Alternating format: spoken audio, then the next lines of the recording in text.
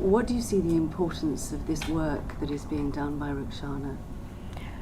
Rukhsana Media is playing a really critical role at this time because we all know that Afghan women are silenced, the journalists are threatened, and especially female journalists are putting their lives at risk by telling the stories of Afghan women and what they're going through in this country. And Rukhsana Media is one of the few platforms that is actually the voice of the Afghan women, despite the dangers and the threats that they face. So in this moment, it's really important for us to amplify their voices because they are bringing attention to the truth, to what is happening on the ground, how women's rights are violated, how women activists are getting imprisoned and getting tortured. And it's really putting everything on record and at the same time bringing attention to exactly what is happening right now. Zara, the challenges your journalists face, though, are immense. How are they managing to operate? Well, first of all, I would like to say a huge thanks from Malaala and Malaala Fund because they are supporting us and supporting basically the female journalists in Afghanistan. So I'm working with alongside of almost 10 journalists on the ground, mostly female. And it's really hard to to gather information basically from inside the country because every single information coming out, it should be under Taliban control and it should be first reviewed by the Taliban. But my colleagues, they are working independently and they are bringing the first-hand information from inside. It's really hard, it's a risky job and basically my colleagues, they are taking their lives in their hand to gather information. I think, as Malaala mentioned, it's important for us to break the silence. Now, women of Afghanistan, they're forced to be silent, basically, and they forced to lose their voices. Yeah, it's hard, but I think still they are very brave. They are courageous, and they are working. And I think their work is essential for us at the moment. The voices of the women of Afghanistan and the voices of the women in many other places are not necessarily being heard. Why do you think that is, Malaala?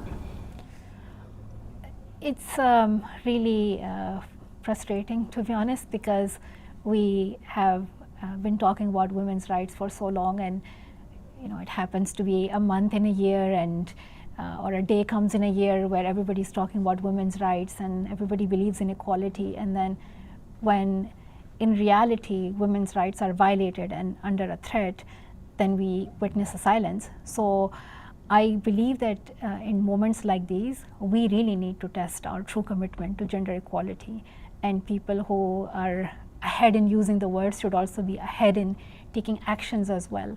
And Afghanistan right now is a country where the worst violations of women's rights are happening. It's the only country where girls are banned from secondary education for more than 3.5 years. It's the only country where women are denied any public appearance, any political participation, any role in work. They are literally banned, and if they dare to step outside these rules, they're punished, they're beaten up, they're threatened. So they're paying a price for simply having or simply daring to have these rights. And when I think about what Afghan women and girls are going through right now, it really makes me want to do something for them, because I really admire their resilience and how they are doing their activism. So to all our friends or colleagues who believe in gender equality, who are feminists, should also join this call and share their solidarity with Afghan women in this most difficult time.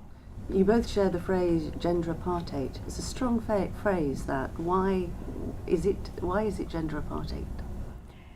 As the phrase gender apartheid strongs, as the phrase of gender apartheid sounds strong, such is the violation of human rights in Afghanistan. I think words like gender discrimination, gender persecution fall short in explaining the scale of oppression that the Taliban are imposing on women and girls. They have issued more than 100 decrees and edicts, majority of which are targeting women, from limiting them in their work, education, and any appearance in public life, and that is, it's such an extreme form of gender oppression that we have to call it a gender apartheid. The incredible women, the activists, the researchers who actually stepped forward and started using this terminology thought about it really carefully, and they have been working together with these human rights experts and activists from South Africa, who are also talking about the similarities between the situation that women in South Africa were facing, where even they feel like gender was not properly addressed as part of their struggles, as part of their activism. And in this moment, there is this sense of sisterhood, where women are feeling that the way that they are oppressed is not recognized in the same way, and we cannot just look away and see it more as a domestic problem, see it more as an internal issue.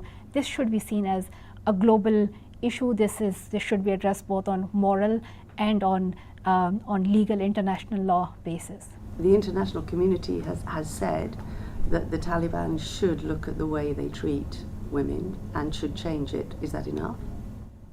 I think no. The way that the Taliban are treating women is so harsh and so brutal, and it is, as Molalah mentioned, it's more than 100 decrees and edicts the Taliban issued, and most of them targeted women.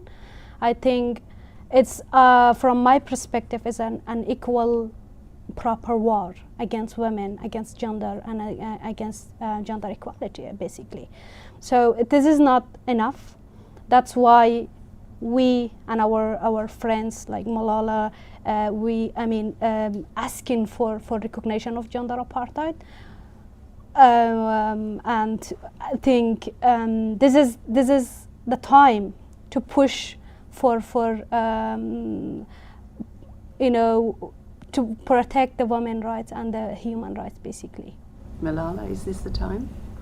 This is definitely the time. I think on the one hand, we want countries, we want leaders to step up and recognize what's happening in Afghanistan as a gender apartheid, make it part of the Crime Against Humanity Treaty, and put it in the system, put it in place, because it guarantees not only safety to the Afghan women, but to women around the world, that they could be protected against such extreme forms of gender-based discrimination.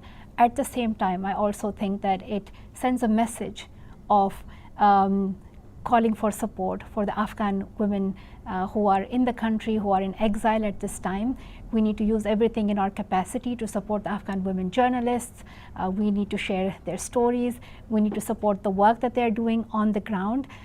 Through Malala Fund, we are supporting activists who are providing education to girls through alternative learning platforms, and who are bringing attention to the stories of Afghan girls and women, and doing everything in our capacity to echo the voices of Afghan women and really join their fight of resilience and resistance.